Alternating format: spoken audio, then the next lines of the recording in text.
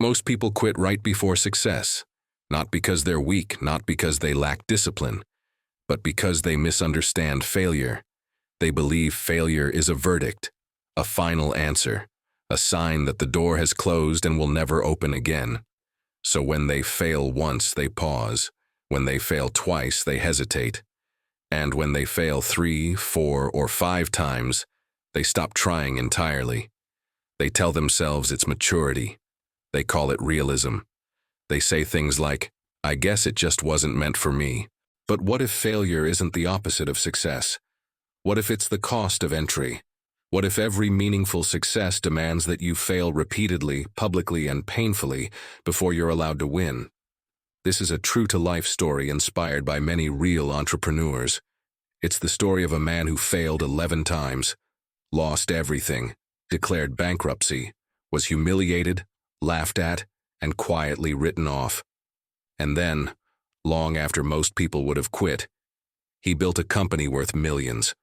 If you've ever felt like giving up, if you've ever wondered whether you've already failed too many times, stay with me. Because by the end of this story, you may realize something uncomfortable. Your biggest mistake wasn't failing.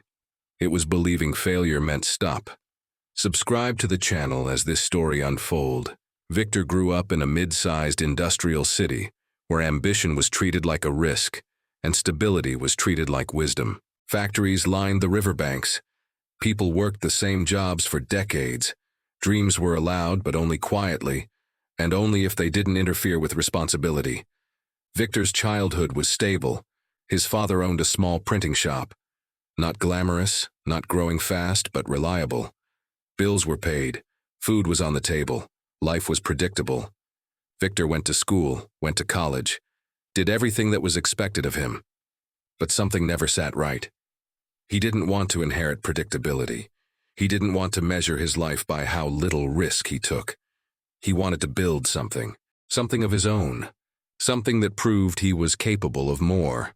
At 22, fresh out of college, Victor used his savings to open his first business, a small mobile phone accessory store. This was the late 2000s. Smartphones were rising fast. Everywhere he looked, people were upgrading, buying cases, chargers, accessories. Victor thought he had caught the wave. He hadn't. Foot traffic was inconsistent, margins were thin, online competitors undercut his prices. 8 months later, the store closed. He lost $15,000. To Victor's father, this wasn't a tragedy. "That's okay," he said. "Come work at the shop, learn the family business." To Victor, it felt like surrender. Working for his father felt like admitting the dream was childish. So instead of retreating, Victor doubled down. At 23, he tried again. This time, an online tutoring service. He spent a year building a website, recruiting tutors, marketing to parents. 12 months of effort, hundreds of hours, 3 paying customers.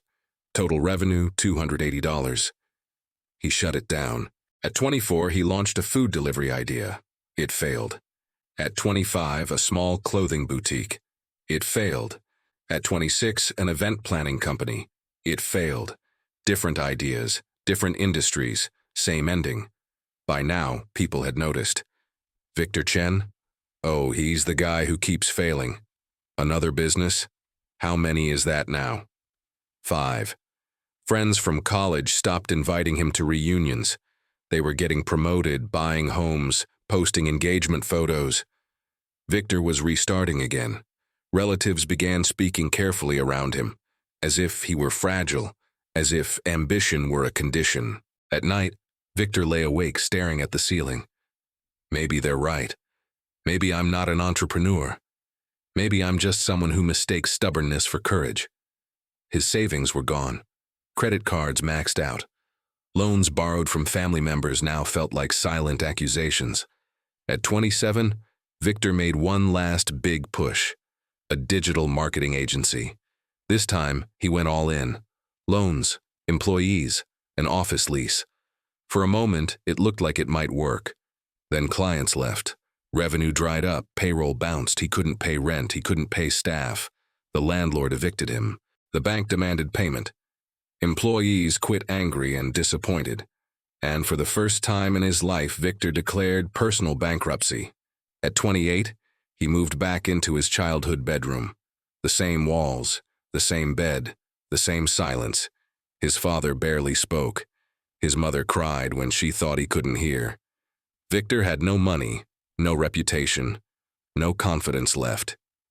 If you've ever felt like your failures have stacked so high you can't see over them, pause here. If this part of the story feels uncomfortably familiar, hit the like button and subscribe right now. Not for the algorithm, but as a signal to yourself that you're still listening, still breathing, still here. One night, sitting on that old bed, surrounded by rejection emails from job applications, Victor reached the point most people never talk about. The point where quitting feels responsible. He whispered to himself, "One more. Just one more try. If I fail again, I'll stop. I'll accept it, but I need to know I didn't quit too early." This time, Victor understood something critical. Repeating the same pattern would only lead to the same ending. He needed help. No bank would lend to a bankrupt multi-time failure. So Victor did something that crushed his pride. He took a job as a waiter. Every night he served wealthy business owners. He listened to them talk about deals, acquisitions, growth.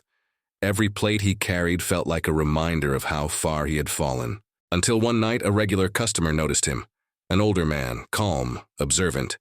"You're too smart to be a waiter," the man said. Victor froze. "I've watched you for weeks," the man continued. "You listen. You ask thoughtful questions. Why are you here?" Victor hesitated, then answered honestly, "Because I've failed at everything else." "How many times?" 11. The man leaned back. "You know what I see? I see someone who tried 11 times. Most people don't try once." "Sit down." Victor hesitated. "Sit, I'll handle your manager." The man spoke calmly. "I failed 11 times before my first success. Lost my house, slept in my car, almost lost my family. On attempt number 12, something finally worked." Victor felt something inside him crack open. "What changed?" he asked. "I learned 3 laws. If you're serious about trying again, meet me tomorrow morning at 6. I'll teach them to you, but only if you're ready to learn instead of repeat." Victor didn't sleep that night. At 5:45, he stood outside the man's office. When the man arrived, he smiled. "You're early. Good." Inside the office, Victor noticed a framed list on the wall. 11 business names, each crossed out in red. "I keep that to remember," the man said. "Now listen carefully." Law 1. Study before you start. Every time you failed, you skipped the foundation. You jumped in with passion and hoped it would work. Passion without preparation is expensive hope. For your next attempt, you will spend 3 months learning everything about the market, the customer, and the competition. Not days, months. Law 2. Commit to 18 months. Most businesses don't fail. Most people quit during the suffering phase. Anything worth building takes longer than your patience allows. 18 months, no quitting. Law 3. Master one thing. You tried to do everything. That made you forgettable. One service, one market, excellence. If you quit before 18 months, don't ever contact me again. Deal. Deal. For 3 months, Victor didn't earn a dollar. He studied. Markets, customers, mistakes. Family doubted him again, but Victor remembered the foundation. In month 4, he launched a focused business. No office, no employees, one promise. The first client paid $500. Month 5, 1 client. Month 6, 2. Month 7, lost 1. Old doubt returned, but Victor remembered the timeline. This was the suffering phase. Month 9, 3 clients. Month 10, 5. Month 11, 7. Then referrals began. Momentum shifted. At 18 months, the business supported itself. Years later, it became a multi-million-dollar company. Victor stood on a stage sharing his story. Someone asked, "Should I try again?" Victor smiled. "Failure isn't a detour," he said. "It's the road. If you're watching this right now, maybe you've failed. Once, twice, more. That doesn't disqualify you. It qualifies you. but only if you learn. Study before you start. Commit longer than comfort allows. Master one thing. If this story gave you the courage to try one more time, like this video. Drop a comment with your attempt number. Subscribe to Inspirational Tales Hub for more stories of failure, persistence, and real success. Remember this, your breakthrough isn't gone. It's just waiting for the version of you that doesn't quit.